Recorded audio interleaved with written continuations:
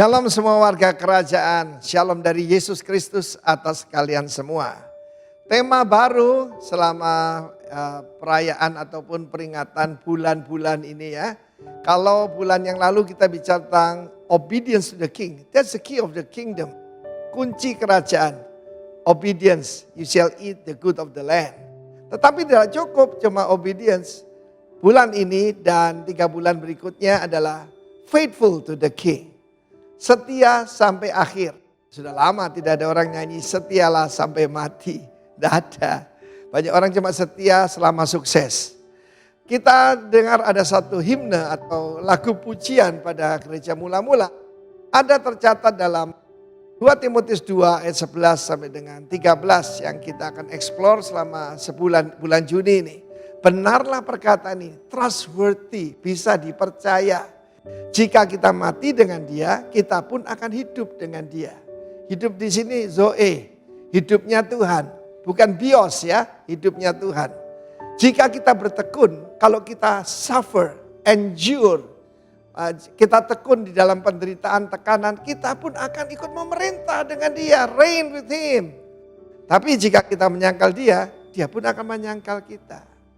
Barang siapa malu akan perkataanku, aku malu mengaku dia di hadapan Bapakku ataupun para malaikat kudusnya pada hari kemuliaanku, kedatanganku.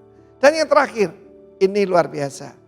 Jika kita tidak setia, apa yang terjadi? Dia tinggal setia, dia tetap setia sebab dia tidak dapat menyangkal dirinya. Mari kita lihat yang pertama tadi. If we die with him, we shall also live with him. Kita tahu bagaimana hari-hari ini kita memperingati yaitu perayaan Pentakosta. Perayaan Pentakosta itu dijanjikan, ada janji daripada Bapa, the promise of the Father. Kuasa dari tempat tinggi, kuasa untuk menjadi apa? Menjadi saksi. Saksi di sini bukan menceritakan kebaikan Tuhan di komsel, ya, lalu di gereja atau pertemuan-pertemuan semacam itu pada setiap orang, tapi setia sampai mati karena dipakai perkataan martus. Bahasa Latin martir. Nah, lebih ngerti ya kalau martir ya. Siap sampai mati ya. Dan kita mencatat ada banyak sekali kesaksian luar biasa. Salah satunya adalah yaitu seorang bishop gereja mula-mula ya. Itu abad yang ke-5 ke-6 itu. Polikarpus. Polikarpus, poli itu banyak, karpus itu buah, berbuah banyak. Jangan lupa ya, nama ini penting saudara ya. Mister berbuah banyak, luar biasa. Dan ketika dia disuruh sebagai pemimpin, disuruh menaikkan ukupan bagi kaisar, dia menolak. Dan mereka bilang, kami akan bakar kamu hidup-hidup. Apa jawaban Polikarpus? Roh Kudus memberikan dia kuasa untuk jadi saksi. Dia berkata, 86 tahun. Tuhan itu setia pada saya. Saya tinggal usia berapa, aku menyangkal dia. Dan dia juga tahu, kalau dia mati sebagai martir, dia akan hidup selamanya. Dan apa yang terjadi ketika pertama dibakar, apinya padam. Lalu dia ditusuk dengan tombak dan dibakar setelah mati. Waktu dibakar itu yang menyaksikan melihat, itu seperti kapal dengan layar berapi. Dan seperti Tuhan menyambut dia. Saya percaya bukan seperti. Tuhan memang menyambut dia. Dan pasti dia menerima apa? Mahkota kehidupan. Setialah sampai mati kata Tuhan. I will give you the crown of life. Setia sampai mati. Mari kita nyanyikan lagu itu lagi. Haleluya. Amin.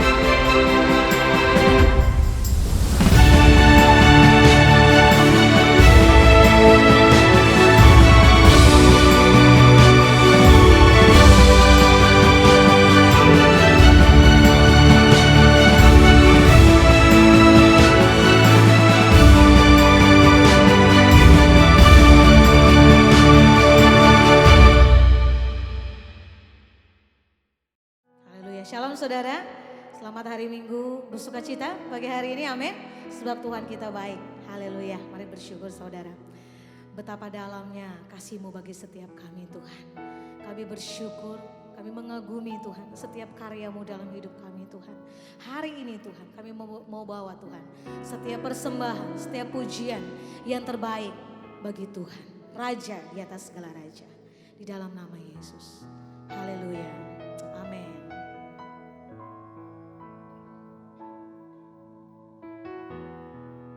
Terima kasih Tuhan.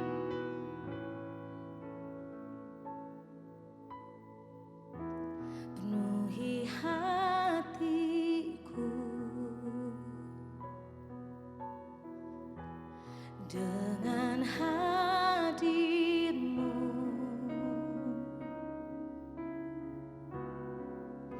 Ku rindu memandang wajah-Mu, oh Tuhan, di dalam kekudusan-Mu. Bawaku dekat dalam hati-Mu.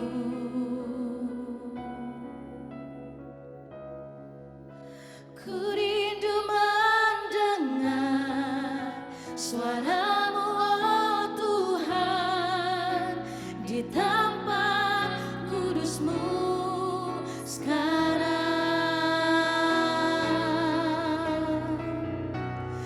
Ku rasakan kasih-Mu dan indahnya kekudusan-Mu.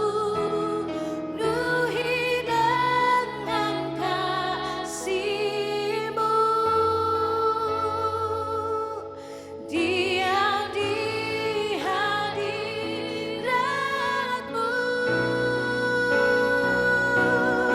Ku mengangkat tanganku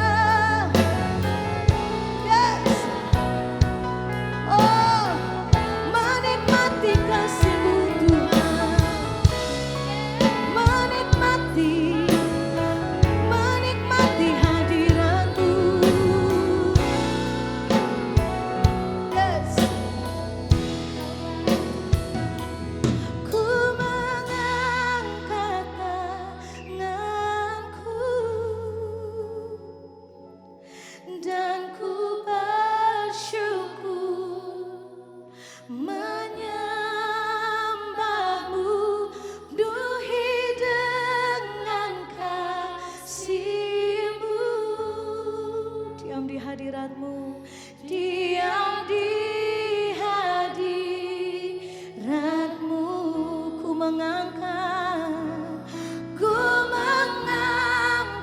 tanganku dan ku bersyukur menyembahmu penuhi dengan kasih-Mu, diam di hati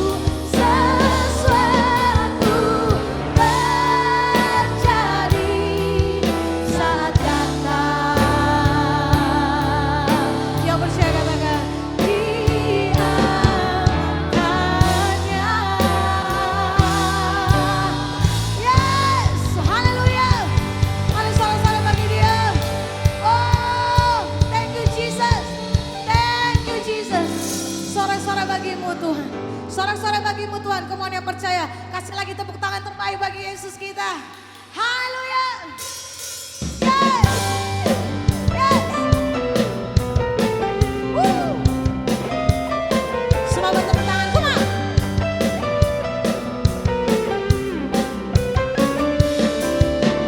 Besarlah Tuhan dan layak dipuji. Besarlah namanya, kekallah kuasanya. Amat berlimpah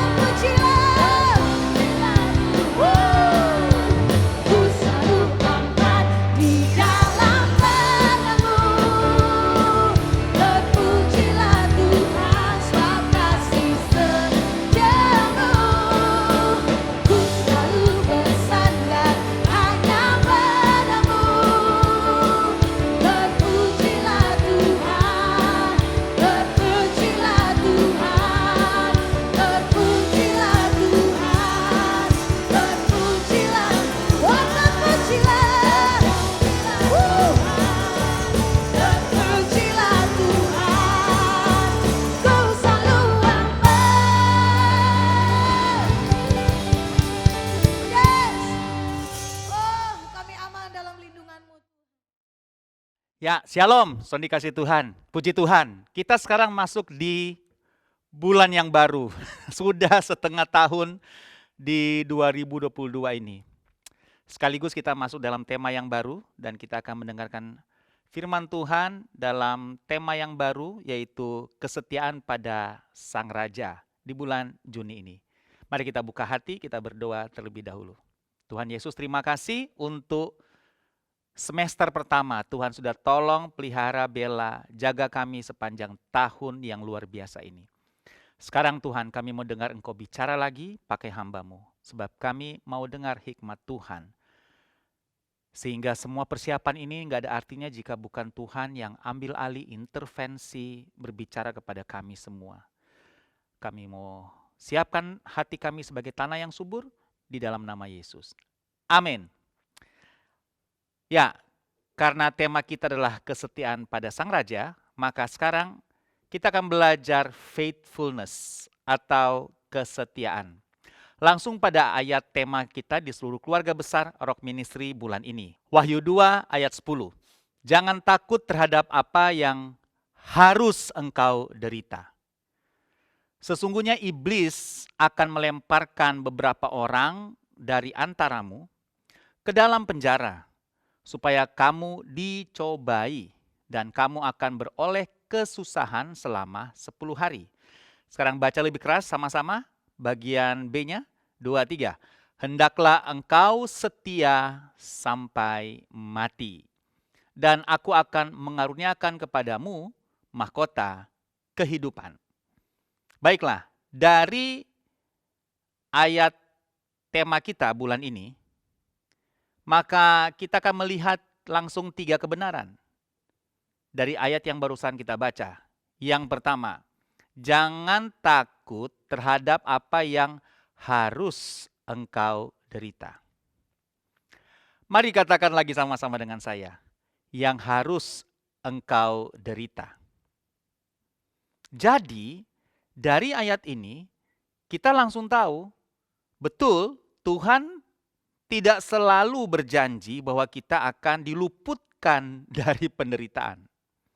Dia tidak tulis terhadap penderitaan yang akan engkau hindari. Atau aku akan meluputkan engkau dari penderitaan. Tidak gitu kan ayatnya? Ayatnya bilang, jangan takut terhadap apa yang harus engkau derita. Kebenaran ini mengingatkan kita lagi bahwa memang untuk menjadi orang percaya, kita harus menderita. Makanya Alkitab bilang jangan takut. Itu kebenaran yang pertama. Kebenaran kedua adalah supaya kamu dicobai. Jadi artinya apa? Ya supaya dites. Ya, kata dicoba itu mirip dengan kata dites. Kebenaran yang ketiga, hendaklah engkau setia sampai mati. Jadi, dari situ kemudian kita belajar sepanjang bulan ini tentang kesetiaan. Bahkan dikatakan setia sampai mati. Dan kalau kita ingat pelajaran bulan lalu tentang ketaatan, Yesus contoh taat sampai mati. Nah, ini 3 kebenaran yang akan kita ulas bersama-sama dalam topik kali ini tentang kesetiaan. Ada 3 alasan mengapa kesetiaan diperlukan dalam kehidupan iman kita. Yang pertama, langsung kita lihat 2 Timotius pasal 3 ayat 12. Memang setiap orang yang mau hidup beribadah di dalam Kristus Yesus akan menderita aniaya. Sedangkan orang jahat dan penipu akan bertambah jahat, mereka menyesatkan dan disesatkan. Ayat 14, tetapi hendaklah engkau tetap berpegang pada kebenaran yang telah engkau terima dan engkau yakini, dengan selalu mengingat orang yang telah mengajarkannya kepada kamu. Nah, ayat ini memberikan kita alasan pertama kenapa kesetiaan dibutuhkan dalam kehidupan iman kita. Alasan pertama apa? Memang orang yang hidup beribadah akan menderita bahkan dikatakan aniaya. Jadi alasan pertama memang akan menderita. Makanya dibutuhkan kesetiaan. Oke, kita langsung bertanya. Kenapa orang yang mau hidup beribadah itu dipastikan akan menderita? Nah, kenapa dipastikan memang akan menderita? Kenapa? Ini jawabannya. Sebenarnya kita sudah belajar berulang kali di waktu-waktu yang lalu ya. Tapi nggak apa-apa, kita refresh lagi pelajaran ini. Sebagai warga kerajaan sorga di bumi, maka selalu akan ada yang selalu saya bilang culture shock. Ya, perbenturan budaya antara dua budaya dan dua nilai. Yaitu budaya kerajaan sorga dan budaya bumi. Kita menderita karena kita harus hidup dalam nilai kerajaan sorga di mana kita percaya kita warga kerajaan sorga. Amin.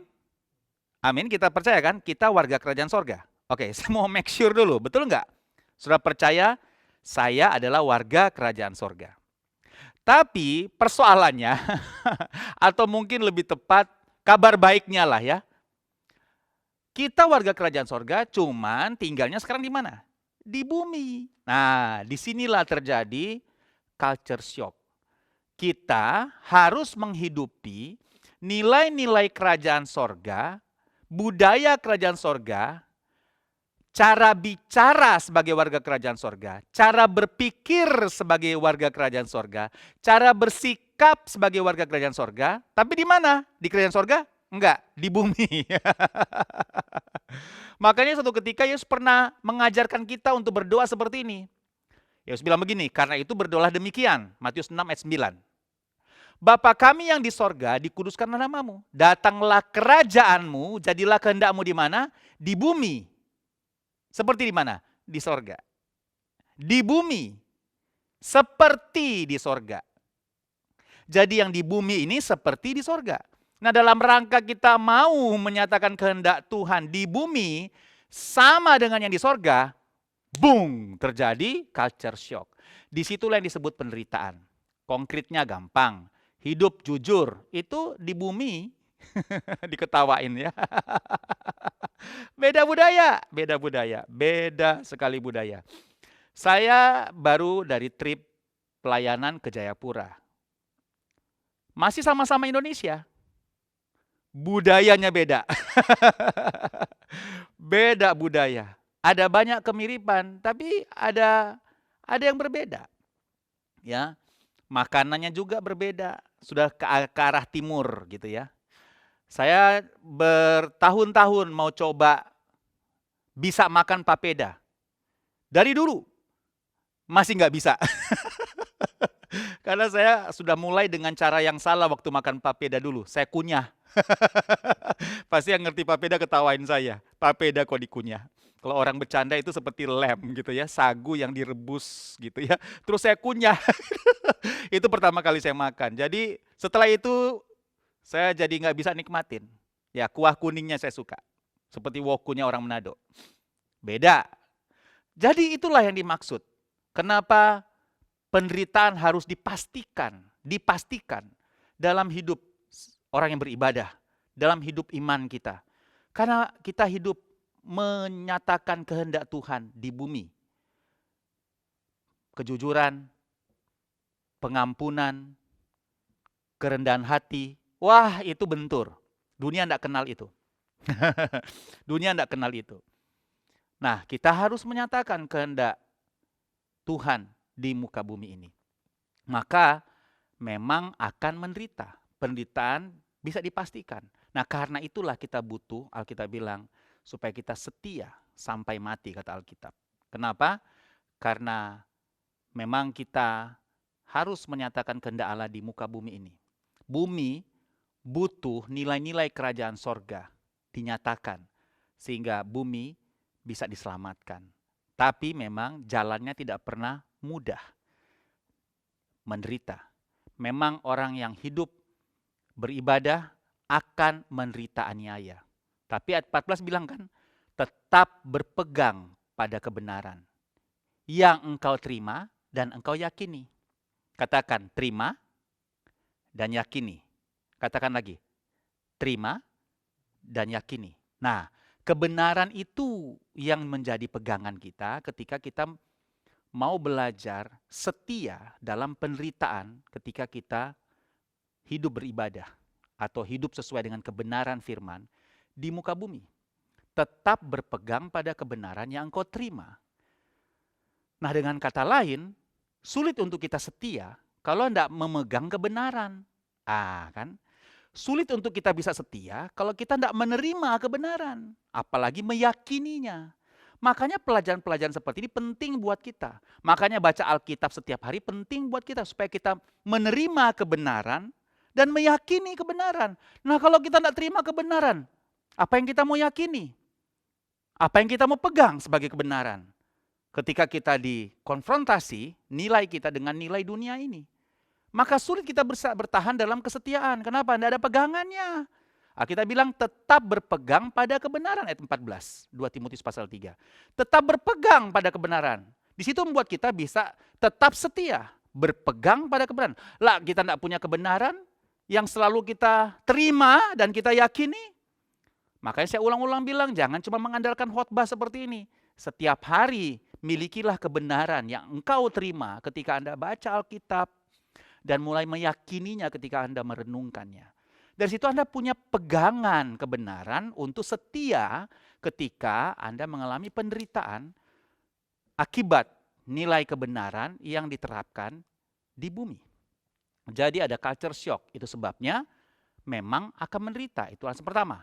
Alasan kedua, menderita itu sebagai konsekuensi memang. Sebagai kebenaran, konsekuensi dalam kebenaran. 1 Petrus 3, 1-3. 3:13, 1 Petrus. Dan siapakah yang akan berbuat jahat terhadap kamu jika kamu rajin berbuat baik? Kan seperti bilang begini, kalau kita berbuat baik kan harusnya nggak ada orang yang jahat sama kita. Itu kan maksudnya ayat 13, lagi saya baca ya. Dan siapakah yang akan berbuat jahat terhadap kamu jika kamu rajin berbuat baik? Apakah dengan berbuat baik kita akan selalu mengalami kebaikan? Ayat 14 bilang, tapi sekalipun kamu harus menderita juga karena kebenaran, sekalipun kamu harus menderita karena kebenaran, kamu akan berbahagia. Baca lebih keras. Sebab itu janganlah kamu takuti apa yang mereka takuti dan janganlah gentar. Jadi, saya mau bilang buat kita semua, kebenaran dan penderitaan ada di jalan yang sama yang bernama kemuliaan. Katakan sama-sama, kebenaran dan penderitaan ada di jalan yang sama bernama apa? Kemuliaan. Kalau Anda dalam perjalanan kemuliaan, maka ada kebenaran di situ, tapi juga ada penderitaan. Ada sebuah istilah yang cukup populer di tahun 90-an. No cross, no glory. Tanpa salib, enggak ada penderitaan. Di jalan salib bernama Via Dolorosa, itu adalah jalan kemuliaan. Di jalan yang sama ketika Yesus disalibkan. Maka dia akan ditinggikan, dikaruniakan nama di atas segala nama, karena dia setia sampai mati. Keren. Nah, saya percaya sendiri kasih Tuhan, kita tidak akan takut dengan yang disebut penderitaan. Kalau kita tertanam dalam kebenaran. Kita akan bersuka cita di dalamnya karena kita tahu penderitaan itu mengerjakan kemuliaan di dalam kehidupan kita. Dan kita setia dalam penderitaan itu sebagai konsekuensi dari kebenaran. Kalau orang berbuat baik dapat baik, biasa. Tapi ketika kita berbuat baik dibalas dengan kejahatan, nah itu dia, sedih kasih Tuhan. Alkitab bilang, kamu akan berbahagia. Kenapa? Sebuah kasih karunia buat kita. Sekalipun di dalam kebenaran, kita ada dalam penderitaan. Kenapa kasih karunia? Kita tahu bahwa kita di jalan kemuliaan. Ada seorang hamba Tuhan, teolog yang bilang begini, ketika gereja atau orang Kristen sudah bukan menjadi ancaman lagi bagi kerajaan kegelapan, maka sebenarnya kerajaan kegelapan telah berhasil membuat gereja tumpul dalam kebenaran.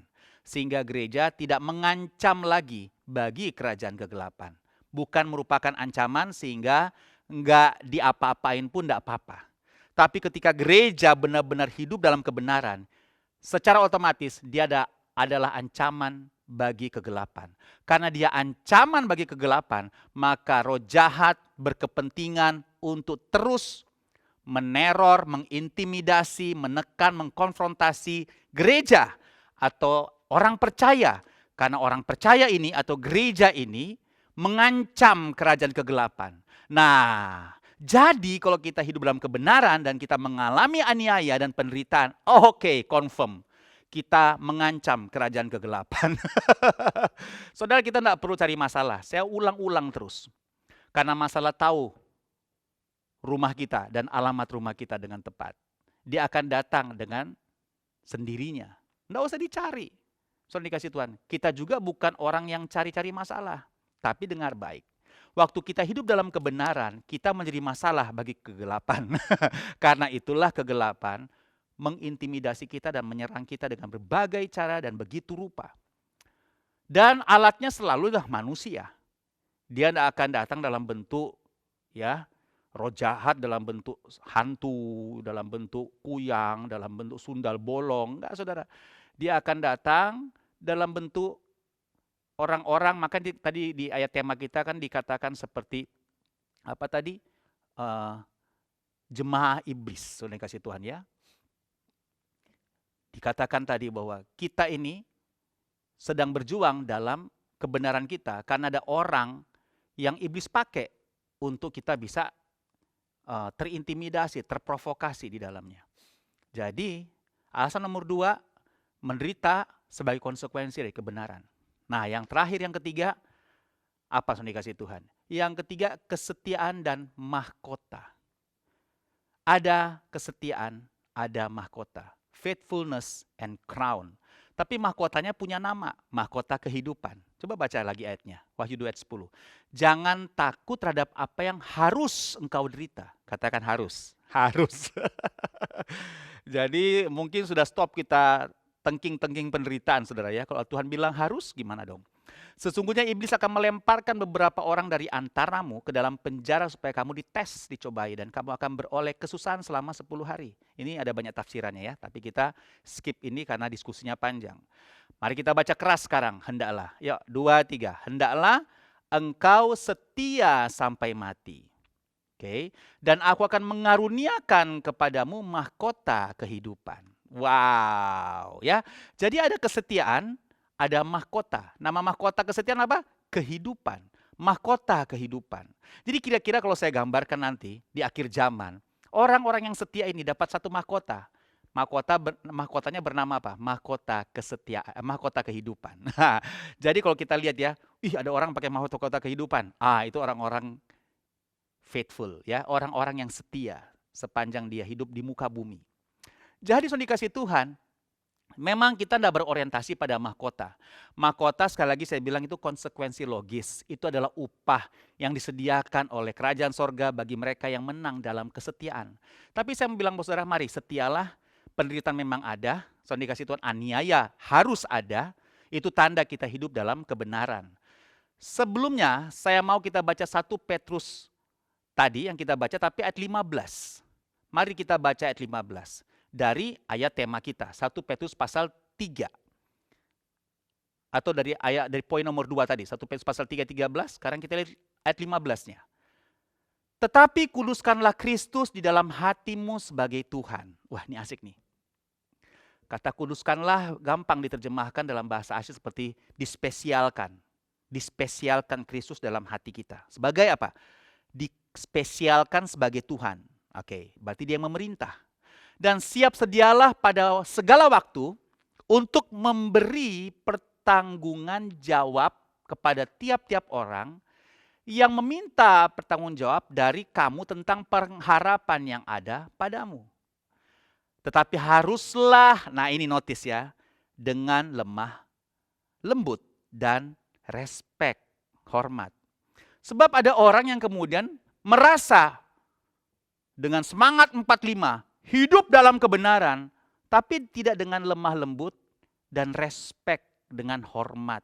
Wah, ya. Kalau dengan hati nurani yang murni ayat 16, otomatis orang yang dalam kebenaran dia digerakkan karena kemurnian hatinya. Tapi Alkitab bilang harus dengan lemah lembut, harus dengan respect, bukan provokatif, bukan intimidatif.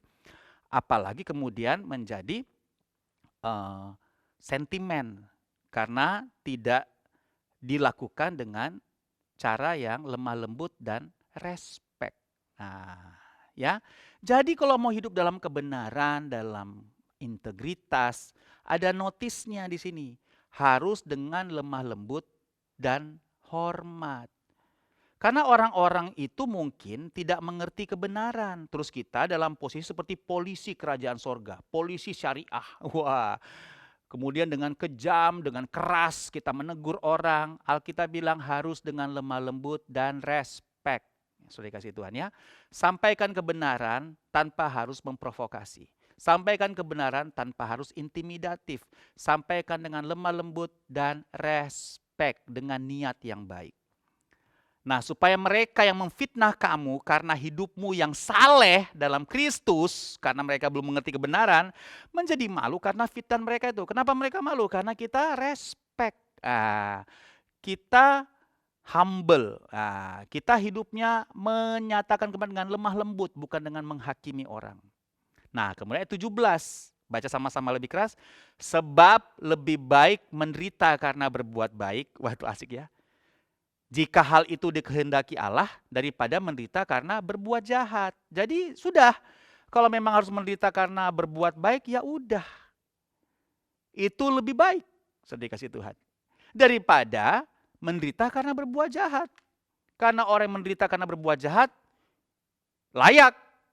Gitu ya, itu layak. Orang berbuat jahat, kemudian dia menderita. Sesungguhnya bukan dia karena dihukum, tapi dia menyerahkan dirinya pada hukuman. Sekali lagi ya, orang yang berbuat jahat jangan merasa dia menderita karena dihukum karena perbuatan jahat. Enggak. Dia mengalami penderitaan karena dia sendiri yang menyerahkan dirinya pada penderitaan oleh perbuatan jahatnya dia. Dia sendiri yang memilih itu, gitu ya. Nah, jadi kalau kita menderita karena berbuat baik, itu yang namanya sebuah kehormatan. Kita bilang lebih baik menderita karena berbuat baik, karena memang lebih baik. Kenapa? Harusnya tidak mengalami penderitaan karena perbuatan baik. Jadi kalaupun mengalami penderitaan, itu menjadi lebih baik. Kenapa? Supaya itu bisa menjadi pertanggungjawaban iman kepada orang-orang yang tidak percaya dan tidak mengerti kebenaran. Itu pertanggungjawaban iman. Itu dikatakan tadi, siap sedialah waktu untuk memberi pertanggungjawaban akan pengharapan yang kita punya. Nah, di kesempatan ketika buat kebenaran itu kita dijahati, nah itu kemudian kita sebenarnya sedang mempertanggungjawabkan pengharapan kita di dalam iman kita kepada Tuhan oleh karena kebenaran. Jadi baiklah, saudara dikasih Tuhan, saya berharap kita termotivasi bersama-sama untuk hidup di jalan kesetiaan sekalipun mengalami penderitaan. Setia dalam kebenaran, setia di dalam firman Tuhan, di dalam janji Tuhan, dalam ketetapan Tuhan. Setialah, saudara dikasih Tuhan. Supaya kemudian kita akan melihat, saudara dikasih Tuhan, kehidupan dengan mahkota kesetiaan, mahkota kehidupan. Di mana kita akan menjadi display kerajaan sorga dan kesurupan Kristus di bumi. Ya, saudara dikasih Tuhan. Persoalannya itu, saudara, karena kita masih di bumi. Makanya penderitaan akan selalu ada. Sekali lagi, akan selalu ada. Tapi jangan takut, saudara dikasih Tuhan. Kita tetap dalam kasih karunia Tuhan, dalam kekuatan Tuhan, dalam anugerah Tuhan. Ya, kalau dibilang setia sampai mati, taat sampai mati, itu karunia. Ya, kenyataannya tidak semua orang mengalami hal sampai mati dalam kesetiaan. Kalaupun memang sampai terpilih, taat sampai mati, setia sampai mati, itu kasih karunia. Tidak semua dapat kesempatan itu. Dan jangan takut, saudara, ketika kita dipilih untuk itu, ada anugerah Tuhan khusus untuk kita bisa setia sampai mati. Ada kasih karunia Tuhan khusus untuk kita bisa taat sampai mati. Dan jangan takut. Itu sebuah kehormatan, saudara kasih Tuhan. Yang penting kita tetapkan hati kita, hidup dalam kebenaran, hidup dalam perintah Tuhan, hidup dalam nilai-nilai kerajaan sorga. Walaupun menderita, kita akan tetap setia. Berpegang pada kebenaran. Nah, milikilah kebenaran untuk tempat berpegang. Terimalah kebenaran setiap hari. Mulai bangun hidup saudara dalam firman Tuhan. Miliki persekutuan dengan Tuhan. Supaya ada pegangan untuk setia. Sebab setia butuh pegangan. Apa itu pegangan? Kebenaran atau firman Tuhan. Saya percaya kita akan mendapatkan banyak hal untuk memulai hal yang baru sepanjang bulan Juni ini. Kesetiaan. Tuhan Yesus berkati saudara. Mari kita berdoa. Tuhan, kami bersyukur untuk firman-Mu ini. Kami mau berjanji Tuhan sekali lagi memperbaharui janji kami untuk tetap setia dalam kebenaran. Dan kami mau terima kebenaran setiap hari dan meyakininya. Sehingga kami punya pegangan untuk setia. Apapun yang kami alami, penderitaan, konfrontasi, intimidasi, kami tetap berpegang pada kebenaran. Dan kami akan menyatakan kebenaran di dalam roh yang lemah lembut dan hormat. Sehingga orang lain mendapat berkat lewat kehidupan kami yang berpegang pada kebenaran. Terima kasih Tuhan untuk kasih karunia-Mu buat kami. Kami terima firman-Mu Tuhan. Di dalam nama Yesus. Amin.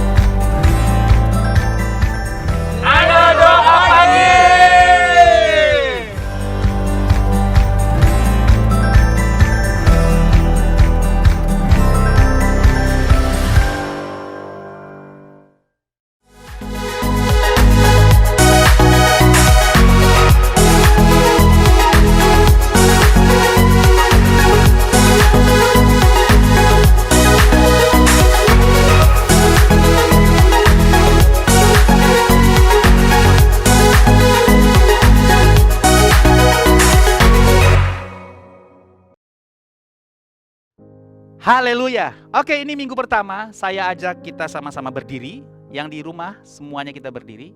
Kita akan langsung masuk dalam perjamuan kudus. Siapkan roti dan anggur.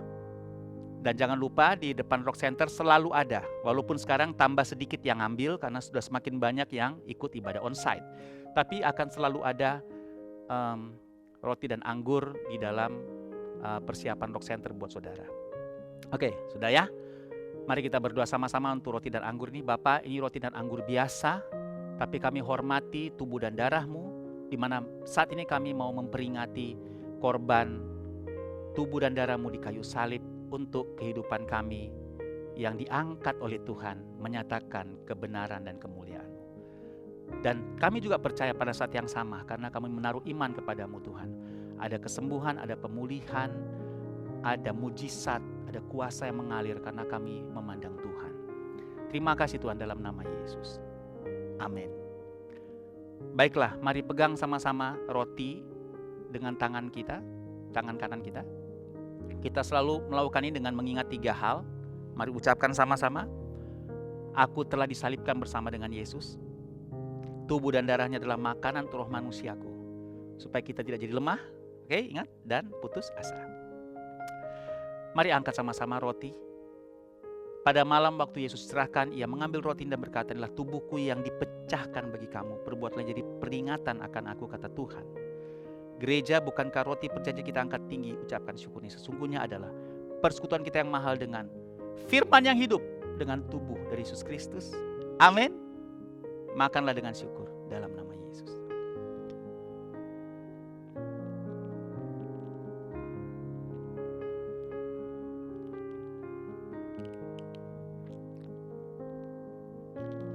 Demikian juga Yesus mengambil cawan setelah makan roti.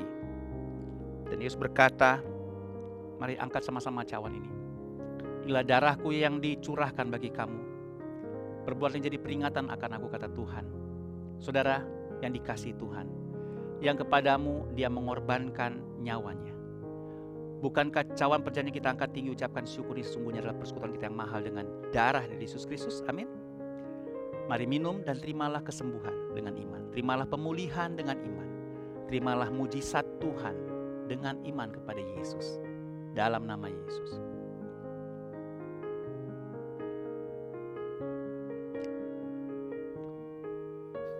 Mari kita berdoa. Tuhan Yesus, terima kasih. Kami sangat bersyukur untuk korban tubuh dan darah-Mu. Kami sangat menghormatinya. Kami sadar sekali Tuhan, nilainya sangat tinggi dan mahal. Tidak bisa dibalas oleh manusia dengan cara apapun. Oleh karena itu Tuhan, kami sangat menghargai kasih karunia-Mu disalib untuk kami. Tapi kami juga percaya dengan kuasa di dalamnya, kuasa darah-Mu ya Tuhan. Sebab itu kami terima kesembuhan, kami terima pemulihan, kami terima mujizat dari Tuhan. Kuasa Tuhan mengalir atas kami. Kami sangat berharap pada Tuhan, bergantung pada Tuhan. Doa orang percaya dijawab oleh Tuhan. Apalagi doa yang sesuai dengan kehendak Tuhan. Sementara kami terus diubahkan semakin serupa Kristus. Di dalam nama Tuhan Yesus Kristus. Terima kasih Tuhan. Kesempatan ini mari kita mengangkat tangan untuk Indonesia. Kami mau bersyafaat buat Indonesia. Kami berkata Shalom Indonesia.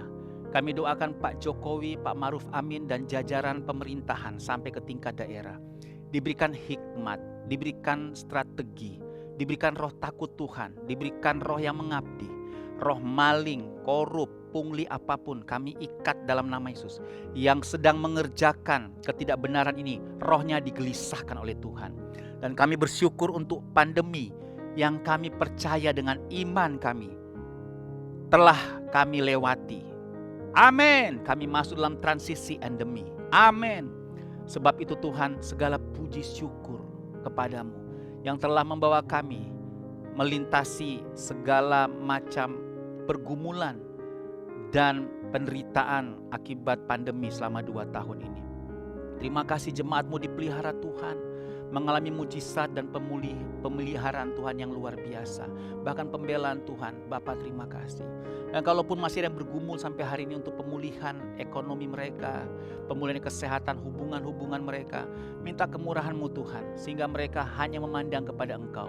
Mereka melembutkan hati dan merendahkan hati untuk melakukan apa yang menjadi kehendak Tuhan yang sudah dinyatakan dalam hati nurani mereka. Sehingga mereka walaupun berat, mereka melangkah dalam ketaatan. Dan mereka memegang kesetiaan mereka pada kebenaran. Bapak terima kasih untuk Balikpapan juga diberkati Tuhan. Kota yang dicari. Tuhan, orang yang datang ke kota ini akan dilawat oleh Tuhan untuk mengalami pemulihan. Mengalami perjumpaan dengan Tuhan. Sedianya mereka cari kehidupan di Balikpapan, tapi mereka berjumpa dengan sang kehidupan, yaitu Tuhan itu sendiri. Dan kota ini menjadi kota yang diberkati Tuhan. Memang nyatanya sekarang sebagai kota penyangga ibu kota negara baru, ini menjadi kota yang sangat dicari. Sebab itu kami mengucapkan blessing buat kota ini. Dan untuk jemaat Rock Balikpapan, aku berdoa Tuhan mendapat blessing dari ditunjuknya Balikpapan sebagai kota utama penyangga ibu kota baru. Aku mengucapkan blessing untuk usaha profesi mereka. Mereka akan mendapatkan kemurahan Tuhan untuk pekerjaan-pekerjaan yang Tuhan percayakan mereka bisa kelola untuk mempermuliakan nama Tuhan. Bapak terima kasih, kami bersyukur Tuhan untuk keadaan yang semakin baik di bangsa ini. Di dalam nama Tuhan Yesus. Amin. Baiklah saudara, kita akan selesai dalam ibadah kita di minggu pertama ini. Saya mengajak kita sebelum kita menerima doa berkat, mengembalikan perpuluhan, persembahan syukur, dan taburan untuk Rock Home. Dan saudara tahu Rock Home kita sekarang dalam tahap untuk tes bore pile ya, untuk naik pada tingkat konstruksi selanjutnya. Sementara di bagian bawah bore pile kita belum bikin karena kita mau utamakan untuk membangun gereja sementara di gambar yang sama supaya tidak 2 kali kerja. Nah, sekarang di tahap itu sekarang ya, so dikasih Tuhan. Dan insinyur-insinyur Denpasar yang kita hire khusus untuk pembangunan ini akan datang untuk berdiskusi dengan tim pembangunan kita, menemukan titik temu untuk banyak hal dalam proses konsolidasi tentunya pembangunan Rock Home. Baiklah, mari kita akan kembalikan perpuluhan dengan sukacita. Yes, mari angkat sama-sama saudara punya HP sebagai tanda simbol kita mengembalikan perpuluhan kita. Sudah bisa transfer ya nanti ya, kalau nilainya lebih besar tidak bisa lewat QR Code. Bapak, kami kembalikan perpuluhan dengan sukacita karena kami mengasihi Tuhan. Kami mau menyatakan Tuhan bahwa punya Tuhan bukan cuma 10%, tapi 100%. 10% ini tanda ketaatan, tanda kasih kami dan pengakuan kami bahwa Engkau memiliki semuanya. Terima kasih Tuhan, kami kembalikan perpuluhan ini dengan pengakuan Tuhan sudah memberkati kami. Tuhan sudah memelihara kami dengan cara Tuhan yang ajaib. Terima kasih tanda kasih dan ketaatan kami kepadamu. Juga persembahan syukur, juga taburan untuk pembangunan Rockcom. Aku berdoa Tuhan Engkau terus yang akan menggerakkan hati kami untuk memiliki hati terlibat membangun rumah-Mu Tuhan di Rockcom. Terima kasih Tuhan, Engkau akan melanjutkan terus kasih karunia-Mu sebab jemaat diberkati Tuhan untuk memberkati pembangunan ini. Bapak terima kasih, kami bersyukur Tuhan untuk semuanya ini. Dan kami akan selesai ibadah kami saat ini dalam berkat Tuhan. Kami mau terima dengan iman kami. Mari buka tangan sama-sama dan aminkan dengan antusias. Sebab kehendak Tuhan buat kita semakin naik dan tidak turun. Jadi kepala dan bukan ekor. Keluar masuk kita diberkati Tuhan. Dan kita mau bilang buat tangan kita ini sama-sama. Apa saja yang saya buat dengan tangan saya ini pasti berhasil. Yes, sehat dan beruntung. Lagi, apa saja yang saya buat dengan tangan saya ini pasti berhasil, sehat dan beruntung. Apa saja yang saya buat dengan tangan saya ini, saya percaya pasti berhasil, sehat dan beruntung. Tuhan memberkati engkau, melindungi engkau, menyinari engkau dengan wajahnya yang berkau kasih karunia. Hadapkan wajah kepadamu, terimalah shalom dan damai sejahtera. Mari berlimpahlah dalam pengharapan dari sekarang sampai selama-lamanya. Pembangunan Rockcom dalam anugerah Tuhan. Minggu ini akan ada konsolidasi. Tuhan memberkati semua proses ini. Dari sekarang sampai selamanya, kasih karunia-Mu atas kami. Mari semua yang diberkati katakan sama-sama. Amin. Puji Tuhan, puji Tuhan. Selamat bulan yang baru, bulan Juni. Tuhan Yesus berkati kita semua.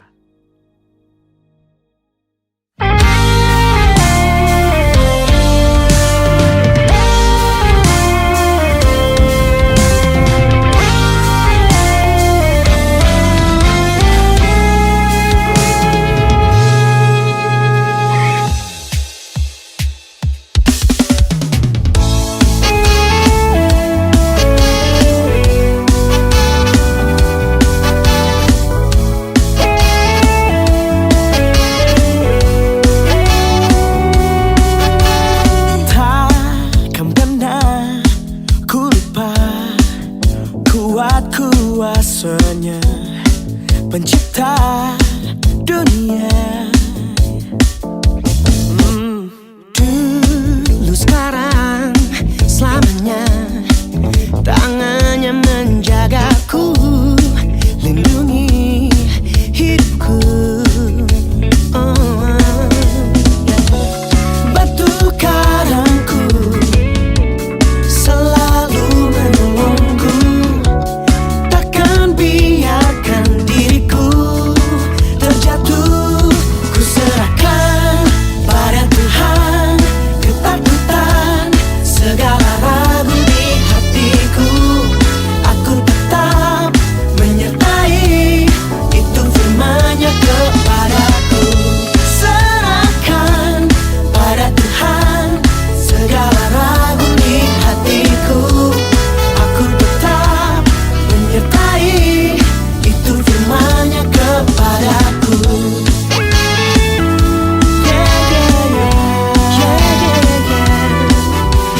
Dulu sekarang selamanya, tangannya menjagaku, lindungi hidupku.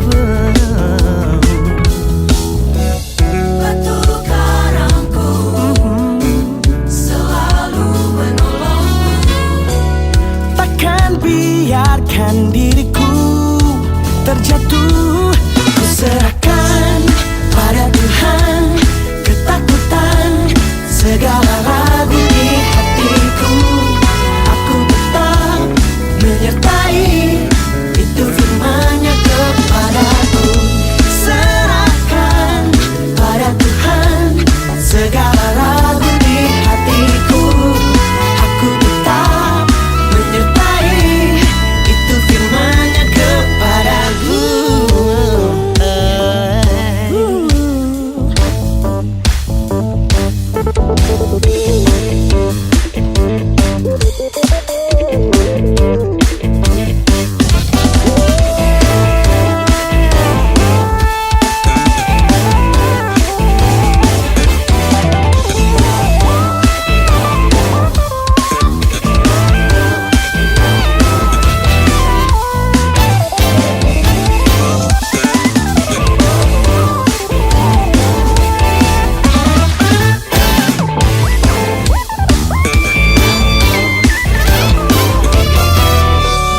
Batu karangku